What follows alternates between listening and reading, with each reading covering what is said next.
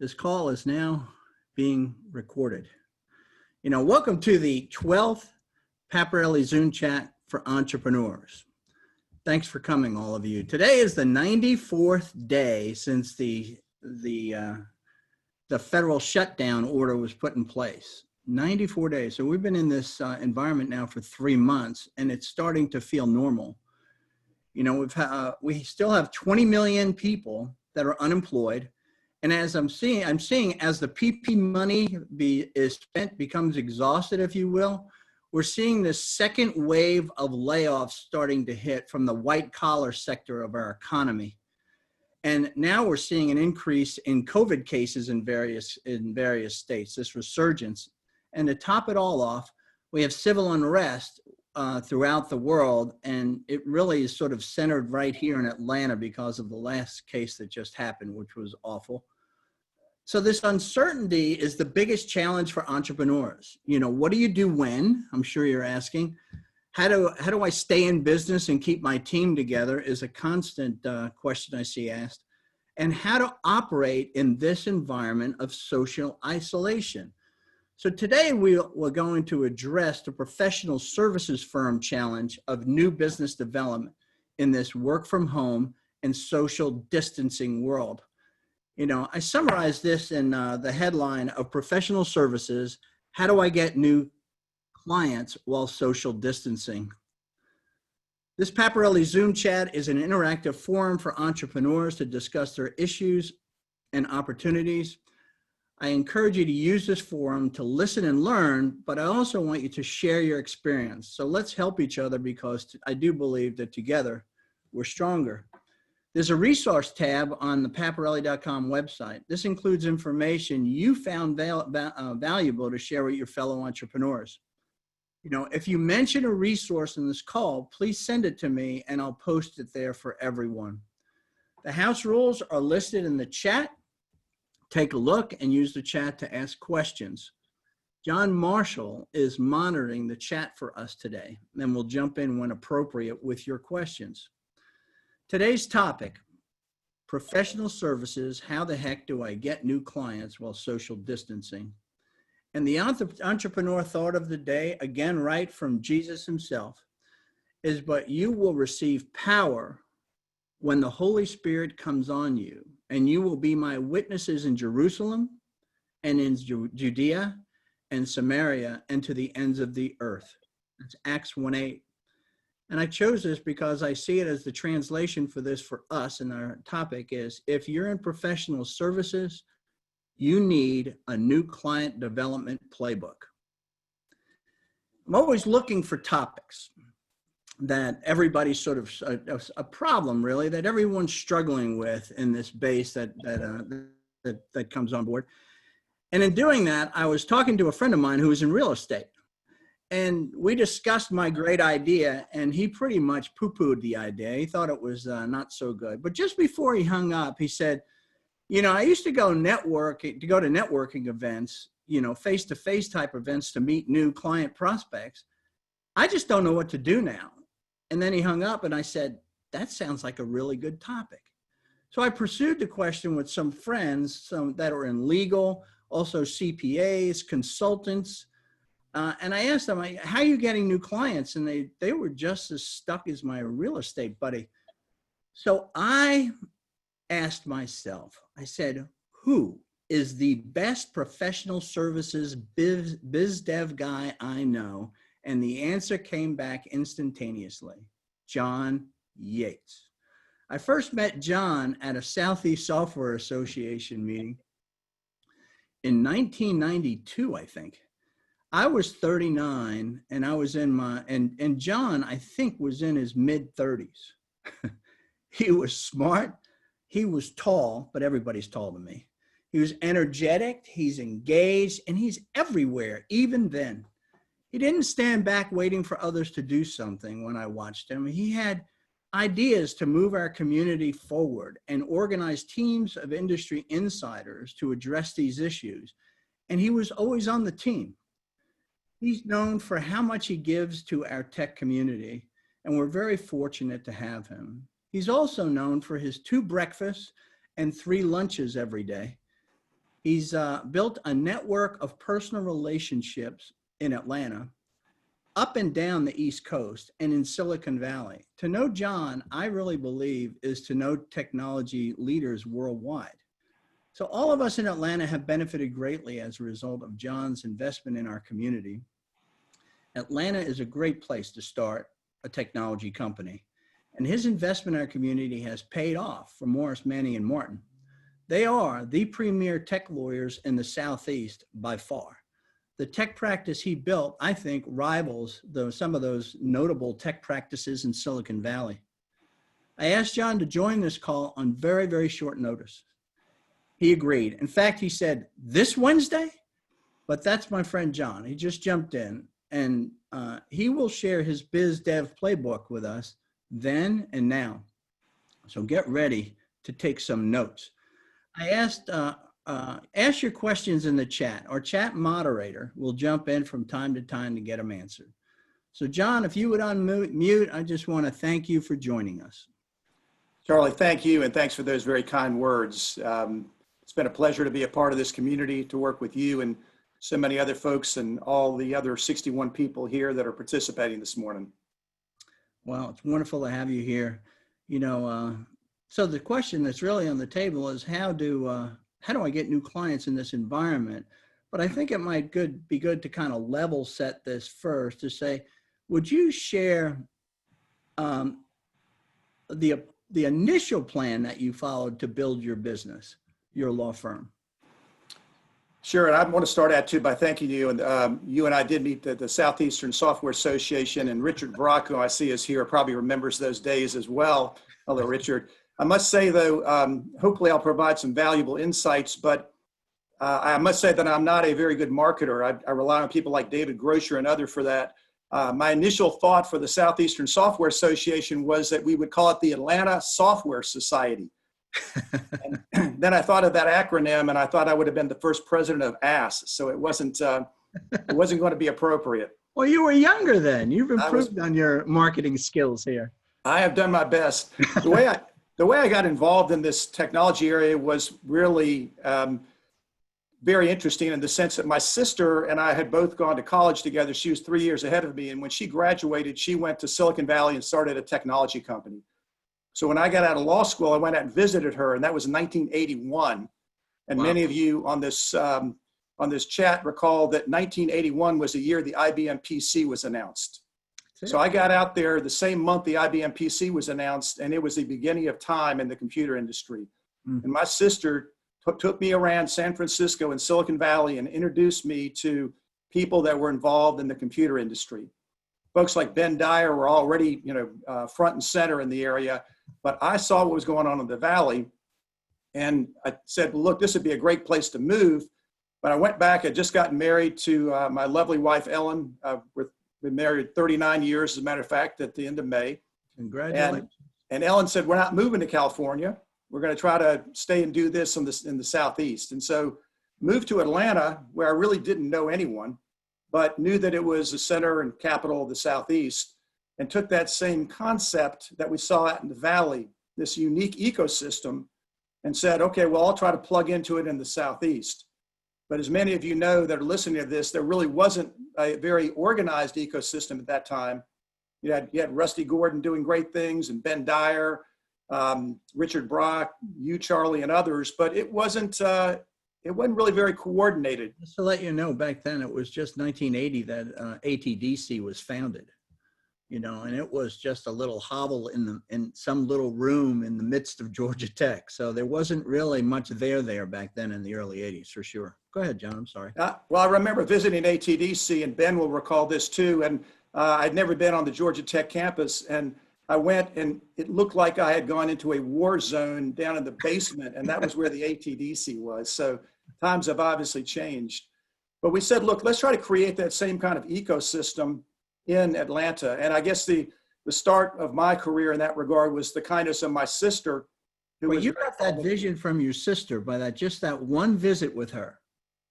It was. How old were you then, 1981? 1981, I was, 20, when was I? 26. 26 years old, and you had this vision. That's a God vision that's amazing. That's cool. All right, go ahead. Well, when you were out there and you see what's going on, it was everywhere you turned, there was another store. And interestingly, you may recall, and I know Rusty and Ben and Richard remember this, you bought your computer in a computer store. You went into a computer land where I think Business Land had just started, or Microland, and you looked around and there were probably 25 different versions of personal computers, and the IBM PC had just come out as open architecture. Yeah. So it was very hard to figure out what to buy. And then the hardest thing of them all, of course, was trying to configure your printer with your computer, which I never figured out. But did see that this interesting interplay within this ecosystem of venture capitalists and investors, management talent, lawyers, accountants, PR firms, tenant brokers, frankly, groups that are all represented here today that were out in the Valley and had a concerted focus on representing technology companies.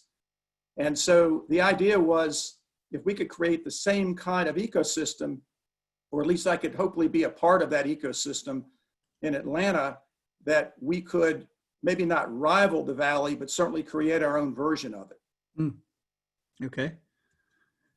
So then so you say, okay, so now this is what I'm trying to do, is to create our own version of this as you envisioned it. So how did you go about that?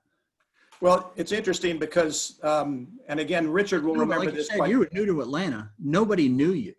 I mentioned that you were going to be on this call, and they said, oh yeah, John, how does he get new business? People just call him. Well, we're a long way from that now, right? I mean, you're 26 years old. You didn't know a soul here. You graduated from Duke, undergrad in Duke Law, right? Yep. And here you are, all right? So flat-footed, just like a lot of new people are today. So what's the playbook? How do I say, okay, I got a vision, what do I do? Well, what was interesting is we were trying to figure out a way, or I was trying to work with some colleagues to figure out a way to create this ecosystem, because there were a few companies in town, and those companies were really dispersed among various places in the city. And so the idea was actually my sister's idea, who said, why don't you start a software association in Atlanta, similar to what they had in the Valley? And that's where the Southeastern Software Association emanated from. Our first meeting, as some of you may recall, was in the Georgia Pacific Auditorium, which I suspect nobody has been in since the time of that meeting. And I had no idea about how to create an organization or who would be our speaker. So I asked my sister if she would fly in from Silicon Valley and be our speaker at that time. So we launched the organization there, and with the great assistance of folks like Richard and Rusty and others, basically began to bring these groups together. And I found since then— How did you do this? So all of these guys, including me and Richard, when we were in business, we had lawyers already, right? So how did you get in touch with those people? How did that come about, that they joined you in the creation of this, what is it called? The Ass Society? Is that what it was? The Atlanta Software Society, but that name was discarded a long time ago. Okay, John. Sorry to bring it back. No, it's okay. It keeps me in check. All right. You may recall there was no internet, and so the way we communicated was through local magazines. And again, a flashback. I suspect many of you were like I was. I subscribed to all these computer magazines, and on the side of my bedroom table was this about 5-foot high stack of computer magazines that I would periodically flip through, and you couldn't really tell where companies were because many companies didn't include their address if they were outside of the Valley, but they would include a phone number. So I'd tear the pages out of these magazines when I saw a company that had an area code that was in and around the Atlanta or Southeastern area, and built a file that way. Thank goodness we don't have to use those magazines anymore. And then I used that as sort of a database to contact companies. Okay. That makes a lot of sense. So then when you contacted these companies, were you pitching them Morris Benny or your law firm at the time, or were you actually pitching the Southeast Software Association? Yeah, I'm a big believer in not pitching directly the law firm, despite the fact that my background is showing our firm's office building. But one of the key things that I think to the success of of the tech community in and around the Atlanta area, and I'd like to think the way we've been blessed at Morris, Manning, and Martin is by bringing other people into the organization and into the sponsorship levels and engaging the community.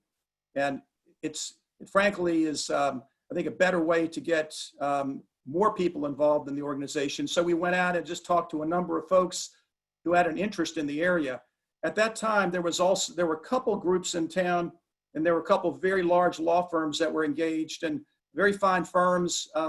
Actually, they're not even around today, unfortunately for them, but they weren't going to let a young 26-year-old who just came to town engage in that. So we just said, we got to create our own group.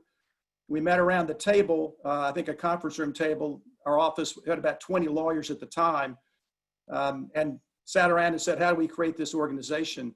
And just started by initially, again, using the publications as a way to announce the fact we were having meetings and bringing people to those organizations and coming up with interesting topics that were similar to the topics that were being discussed in Silicon Valley. So the benefits that you saw in bringing this organization together and what would be attractive to these software companies was, could you just summarize that? Yeah, I think the key was, what's going to make Rusty say, I got to be there, and Richard say, I got to be there? Right. Well, one thing was to bring a venture capitalist to the meeting from California that would talk about what was going on in the market. So we quickly learned that anyone that could come in and talk about what the state of the markets were, especially venture capital markets in Silicon Valley, was going to be useful. And my sister, again, was very kind to introduce us to folks and to bring some of those folks to town. Now, you may remember a few years after that, Comdex, the major computer show, actually had an Atlanta version. So we were able to bring people in. Well, that wasn't really to the late 80s, I don't think. It wasn't it was late 80s, right. But we were beginning to see some computer associations and computer groups begin to think of Atlanta as a computer hub. And the Inforum was built downtown too, a little later too, you may recall, the American Cancer Society building. And that was the idea that all computers are going to be sold out of a computer mart. That sort of died on the vine too. But we just kept adding more and more companies to this list. So it seems like what you did is so you have a vision that you see how it's working in California. You have a vision for it here. You then see who the players are because you saw who the players were through your sister in California, who she introduced you to. You create a platform, okay, Southeast Software Association, to kind of bring the players together, and then use the platform to kind of reach out so that you're becoming known because you're adding value to all of these, to all of the software firms that you were trying, and the individual entrepreneurs you're trying to reach out to. So it's interesting how that. It's a great summary. It's exactly what that floated together. So what was your most fruitful activity for getting new clients then? Okay, or let's just say in the past, say 25 years. Okay, let me summarize it that way. That's just not working right now. Well, I think you alluded to it earlier, Charlie, in your introduction to this session, and that is the face-to-face meeting. I found very early that if you could get people into a face-to-face environment, and if you ask the right questions, and you were a good listener, you could figure out pretty quickly where their pain points were and how you could try to address them. And so, as opposed to a model that I tried early on, which was a disaster, which was to get into a meeting and start pontificating about how great my law firm was and how many clients we had and how much intelligence we had within our firm, I learned quickly that the real key was to ask smart questions. It's something I know Ben has heard me say around the office with our folks, which is ask the smart questions and then listen. And your ability to do that in a breakfast or a lunch setting is particularly unique. Mm-hmm. I must say that a lot of the technology entrepreneurs had never been to places like the Buckhead Club before. They hadn't been to maybe a nice restaurant. And I know it sounds a little strange, but a lot of them, I think, were curious and interested in that. And many of you here are aware you have locations that you go where people know who you are. I know Ricky Steele does. I know just about everyone has places that they had gone to or will be going to. And it's an environment where you're very comfortable. So all of a sudden that just disappeared. And it not only did it disappear, my calendar for about a month and a half of meetings and breakfasts and lunches. And you're right, Charlie, I usually had 2 breakfasts, sometimes 3, and then 2 lunches and afternoon meetings. The calendar just disappeared because all those face-to-face meetings just went away. And so I had to do something to try to figure out how to fill it. All right. Well, let me ask, let's roll it back a little bit, because I always thought that the multiple breakfasts and multiple lunches, I always kidded you about them. Okay. But tell us how that idea came about?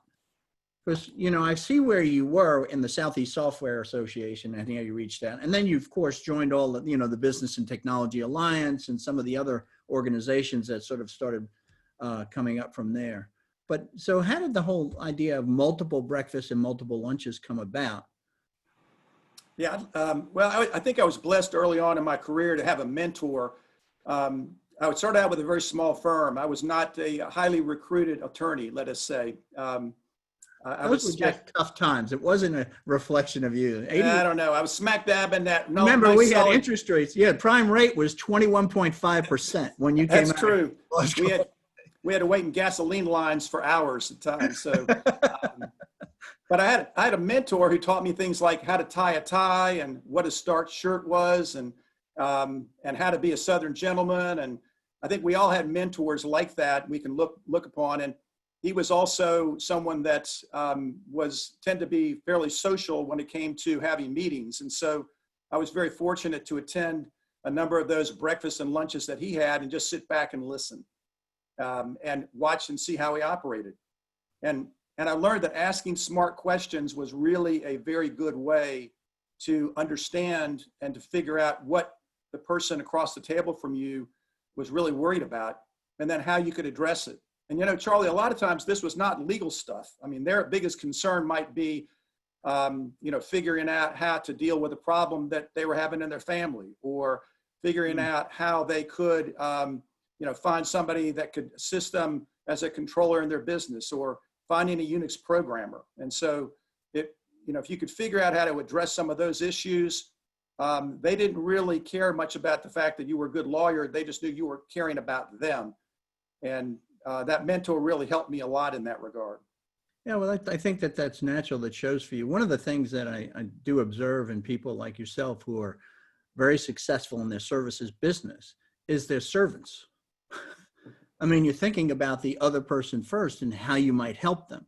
There might be some backwash, and that you might actually wind up with a professional relationship with them. But in the meantime, and one of the gifts that you've been given, is you're just an incredible connector.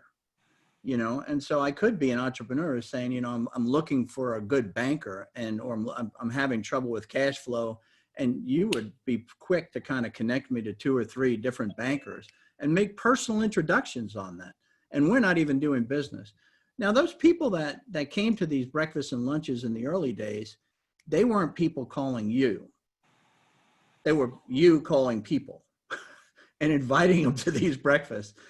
When you look back to these prior to this COVID thing, what percentage of those breakfasts and lunches were outbound versus inbound?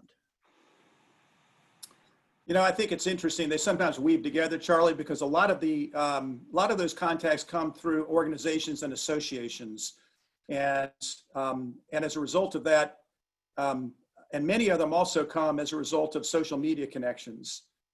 Pick up on your point about networking. I guess one takeaway from this today is that my philosophy on networking and LinkedIn, which has been probably a big source of where I've had connections and been able to do outbound and inbound connections for lunches and breakfast, has been through LinkedIn. So, over 10 years ago, I had heard about LinkedIn. I had talked to a lot of companies and clients about it, and I just started connecting. I'll never forget it was a Saturday morning. I just started connecting. At the end of the day, I had 135 connections, and I said, this is pretty cool.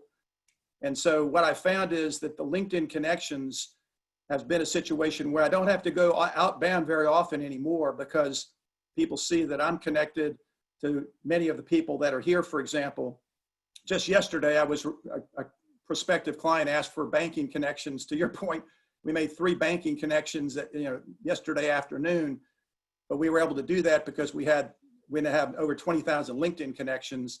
So it really has been a situation where my philosophy on that is connect often to people that you know, but even the ones you don't know, do a little profile and try to still connect with folks. You can always disconnect if it's a problem. So I don't have to do much outbound anymore. There's a lot of inbound that comes in through those kinds of connections. I might say too that the funds on the West Coast have been very, very focused on this. So they're looking to try to find a connection with a Steve or Paul or John or Marty or Jim, and they'll see that I'm connected, and they'll come right to me and say, hey, John, I see you're connected to Jim Norton or John Marshall, or David Noor or someone else. Can you introduce me? And I'm happy to do that. But it does tend to put, so to speak, of that networking environment. Well, how do you do this, John? If I'm somebody that's really just sort of, if I'm going to use LinkedIn, okay, I see how you sort of built your practice, all right, from the beginning, but with this vision that you had of connecting people. So then you get LinkedIn as a tool. How do you meet? I mean, I'm talking to my son, he's a salesman, and he's using LinkedIn, of course, to make cold calls, right? So he does his research, he finds out who knows who, he tries to get introductions. What do you do? How do you use LinkedIn to kind of get new clients? Because LinkedIn, it's cool when it was new. It ain't new anymore, right? So, think of it the same way as a platform, just like magazines were a platform. I mean, the magazine itself doesn't do anything, but it's the content that does. And so back when we had magazines in the 80s, I started writing a column. There weren't many computer lawyers. We called ourselves that at the time. So I started writing a monthly column, and I mean, magazines were in need of any kind of content. So rolling the clock forward to the present, what we had was we built a platform, about 8 or 9 years ago, called MMM Tech Law and Business Report. And it was a blog which never really went anywhere pre-COVID. We added a few things to it, but nobody really watched it. But what I concluded as a result of the COVID environment was that if we could go out and do interviews and build content, so interview clients and interview prospects and interview investors, and put that information on MMM Tech Law and Business Report, that we then have content to generate interest both with regard to LinkedIn, and we'd be providing some value add, which is something we always try to lead with. And interestingly too, what we found was that people that would never talk to us or that I had a hard time talking to in the past, they now had a lot of time on their hands. And so they were happy to come and talk with us and also to let us interview them. So now we have well over 100 podcasts and video interviews. I think I have 2 or 3 today, and it's helping to build some great content that helps to draw people into that LinkedIn page. Well, you're really good at asking great questions. You've always been that. But look at the experience that we now learn that you have, right? Because right from the beginning, you said, I was always asking questions. I was always trying to see how I could help people, right?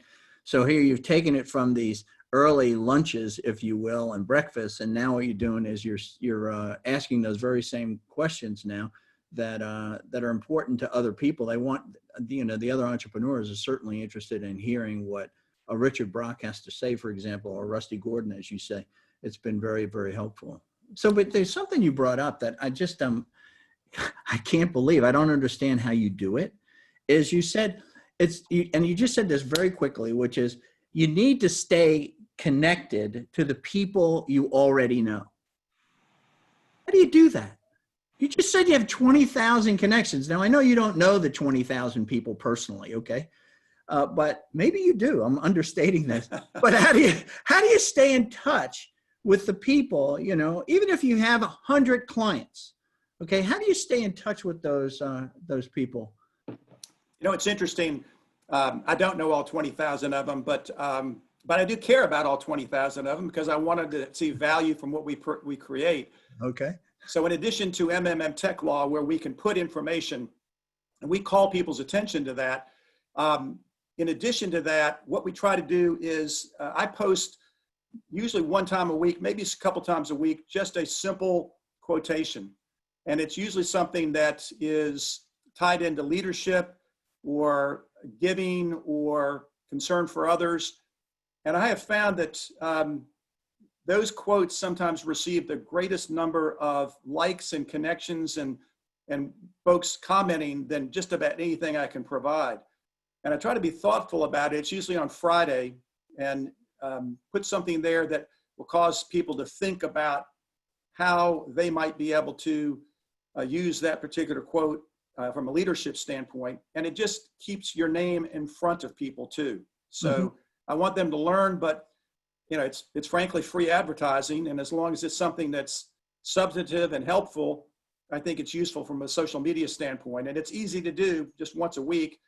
Every once in a while, I'll see something else that I'll post. It'll be a short quote, but very short. So somebody can literally look at it in a matter of 3 or 4 seconds, and then it causes them to think about how it could be helpful to them. Okay, so that's staying in touch with the broader base, okay, that you're out there. So again, you keep the same motivation and goal, which is how can I serve, right? I'm not putting something out there so that they go, oh, there's John Yates and Morris Manning again. No, this is something I think would be helpful for you, So, but what about those? Do you ever during this times, are you staying in touch with clients with more of a personal touch? Yeah, I am. And I'll tell you what I try to do, and it's not to invade their personal lives, but I tend every morning I have a sort of ritual that I follow in addition to being thankful for having woken up and thank the Lord for another day that I'm functioning. I go through and I read a series of publications, and I guess I have one tendency which allows me to read things and figure out where they connect to somebody else. So I'll read about, I read this morning about the GRC space, governance, regulatory compliance space. And I began thinking right away of 3 or 4 different companies I knew that were in the GRC space, that this report could be interesting to them. And I make a note of it, and then I'll fire that report off to those folks and say, I thought you'd find this report to be of interest. We've also created, as a result of the pandemic, I created something I thought about years ago, but never did. We created an MMM Tech Advisory Council. And so a lot of folks on that advisory council, they're basically all retired executives who have made a lot of money, but are still interested in sitting on boards. And so what I'll think about as I'm reading an article, I'll think about how that article might be of interest to one of the advisory board or advisory council members, and how I can connect them up to a client. So it's building these points of connection between clients, friends, funds, and strategic partners, and then working with my able colleagues like Ann McDonald and Ben Dyer and others to sort of see how we can put that together to make sure we're in contact with those clients to let them know we care about them. But that's another brilliant move, I think. This Tech Advisory Council that you're just talking about is, again, you're seeing, like you said, the older folks, right? So these are people that have made their money, they're out of their business.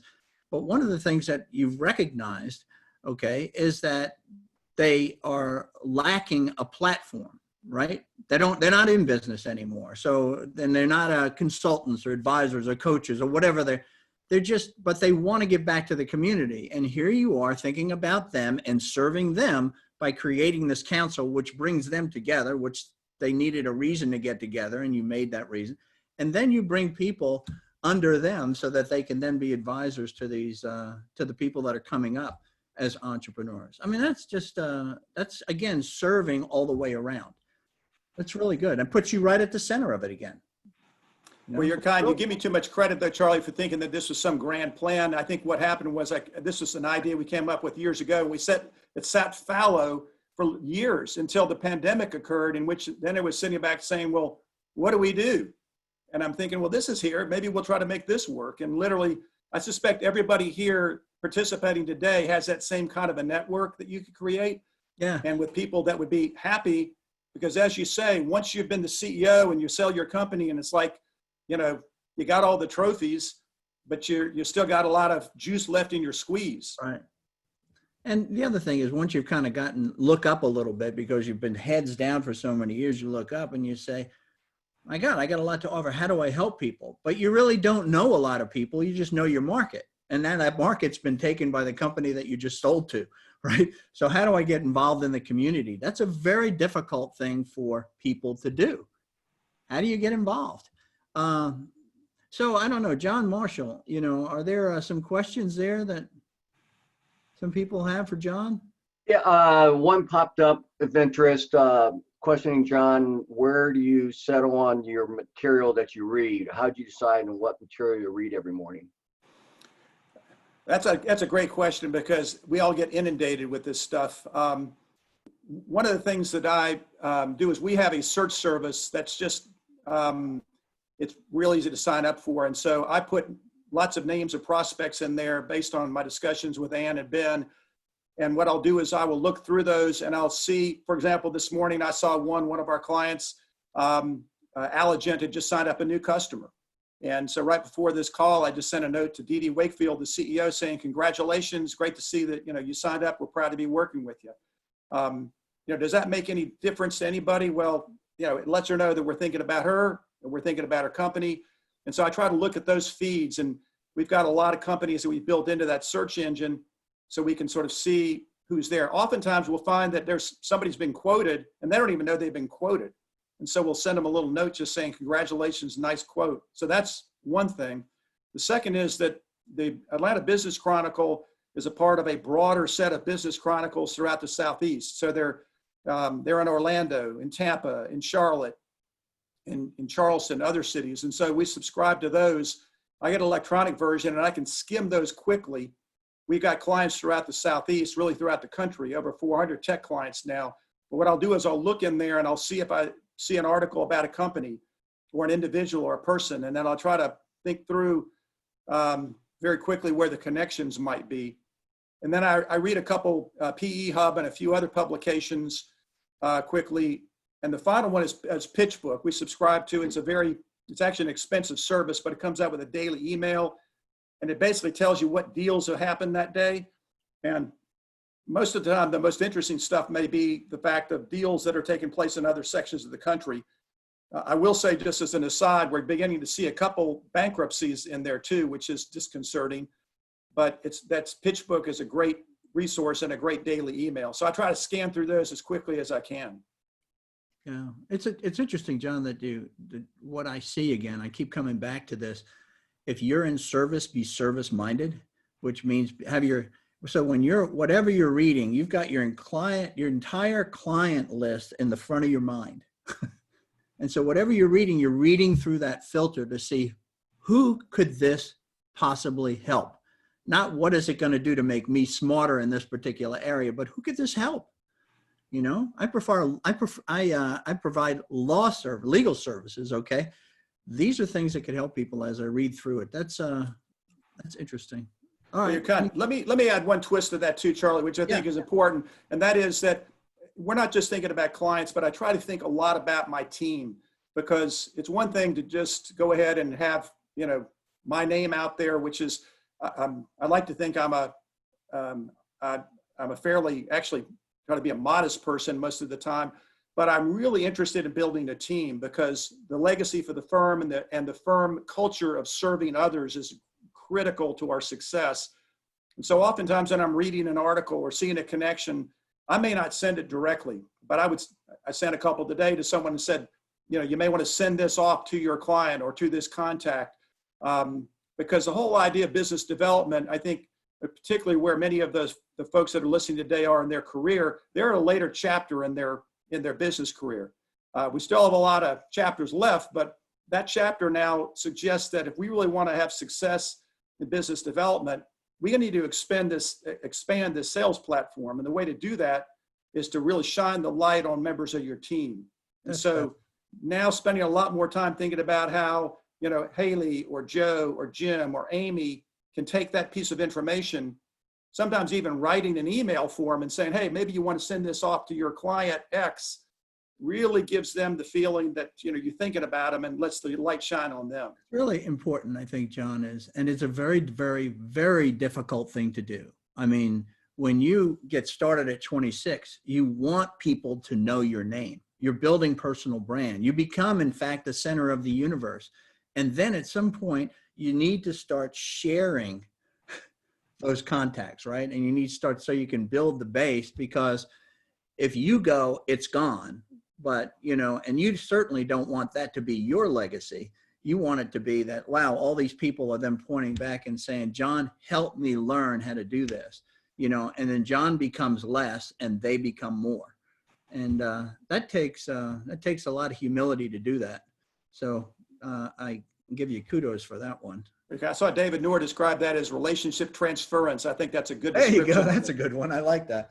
He would put a term around it. How about something on the ground then? What technique or what did you do that got you your last 3 new clients, if you got 3 new clients in this environment? Okay. That's sort of an on the ground question here. Yeah, what's interesting to me is I'm thinking about one that we're going to pick up. I'm the optimist in this regard tomorrow. And what basically we have used oftentimes is we will read about a company somewhere in some publication, and then we will look on LinkedIn and try to find some common connection, and then we will try to figure out a way to triangulate through that.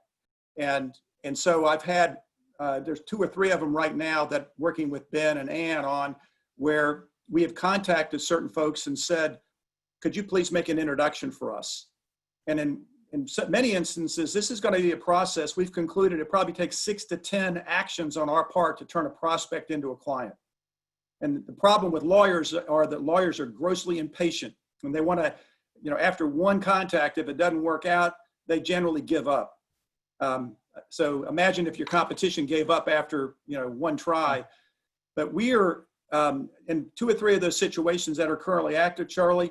We're in process right now, but the ones that have been successful are where we've taken actions, usually working with a contact with the fund. So we'll go to the fund. I did yesterday. I talked to the fund about how I could pay it forward to them. And I put a little PS on there and saying, hey, really like to talk to you about this company I heard you just invested in. So I'm giving them 2 or 3 different things that are valuable. And we got on the phone. And in the course of the discussion, they said, hey, I'll try to introduce you to the new CEO of this company.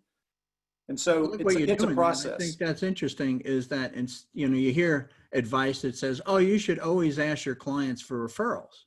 Well, like if you ask me for a referral, I'm like, I can't, what am I thinking? I'm not thinking about your business. I'm thinking about my business.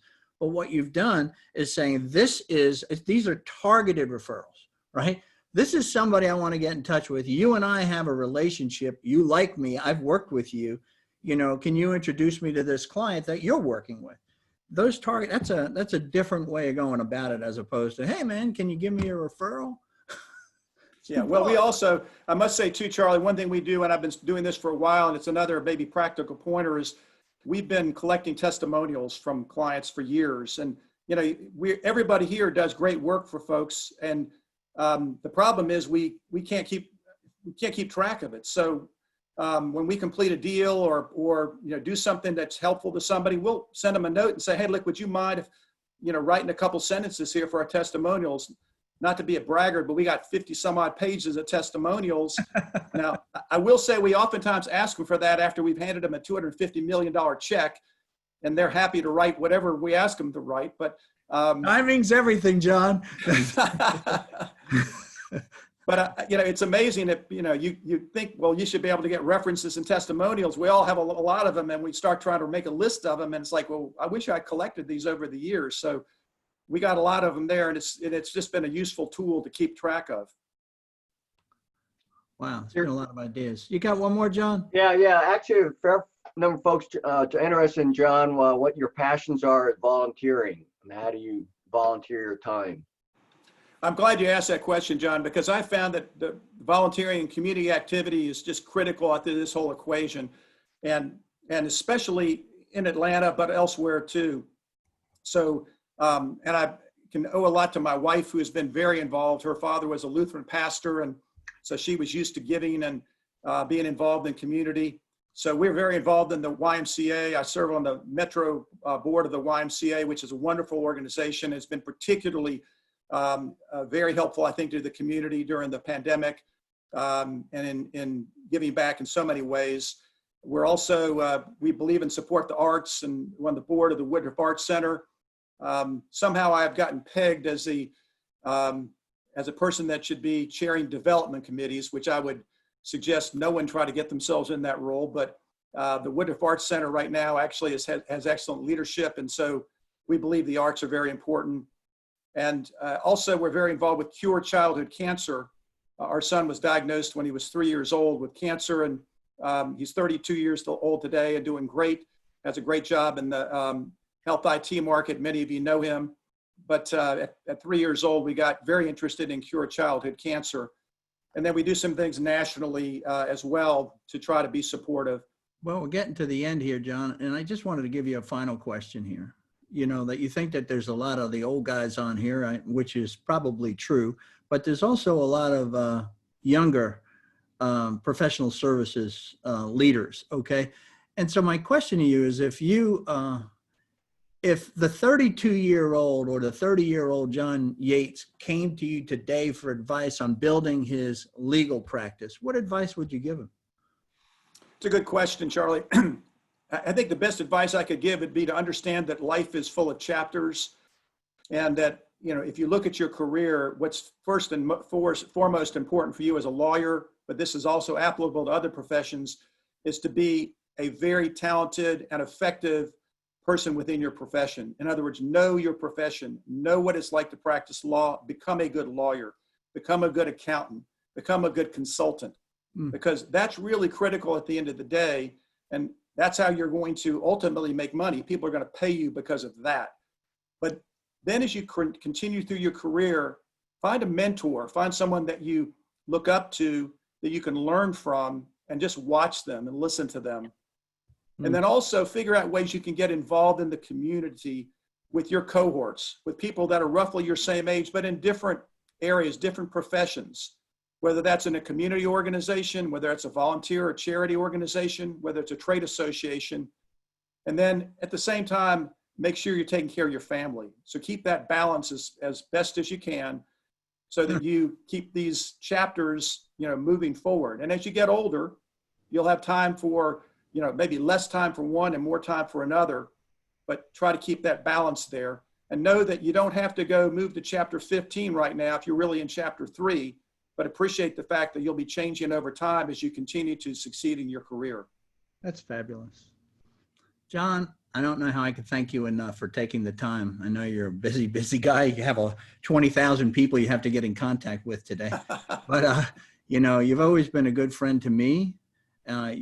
We've been your client, and you've always been so great and gracious and a great contributor to our community. I mean, you've made a difference that many people don't know you're involved in, but you made a difference in what's happened here in Atlanta and what makes Atlanta great. And John, thanks for your help too, John Marshall, for in monitoring this. You know, I'll just say, just trying to summarize up what I heard here. And what I heard from John, I think, is important. And there's 3 things. One is, if you're going to look for new clients, first, what you have to do as a professional services, you must have a vision for the community. Okay, that's more important, not just your business, but for the community. Secondly, is to understand who is in the ecosystem of that community. And then lastly is to serve that ecosystem. That's what John did. And he started with the Southeast Software Association as just an idea. And you've seen he brought up other things that he's done over the years that's just consistent with that theme. So vision, ecosystem, which is your market. And lastly is that you have to remember you serve. You're in the service business, serve others, but first care about them and honor them. So serve before you think about being served. Weekly reminder I always give you is watch your cash. It goes out fast and comes in slow. We're going to get through this. I know it's times of great uncertainty, but you will get through this. Learn fast, decide fast, and go faster. The next Zoom chat is going to be in 2 weeks. I'm taking a couple weeks off. I'm on vacation next week, and then there's 4th of July week. And so we'll start again on July 8th. If you have an issue facing you, just know it's facing everybody else. Send it to me, and we'll make it a point of discussion. Come early, catch up. I start 15 minutes early. We had a great conversation this morning, and know that I'm praying for you. Thank you, each and every one of you, for attending. I hope you found this beneficial and as much fun as I did. Thank you, John. Thank you all. Take care. Thank you, Charlie. Bye-bye.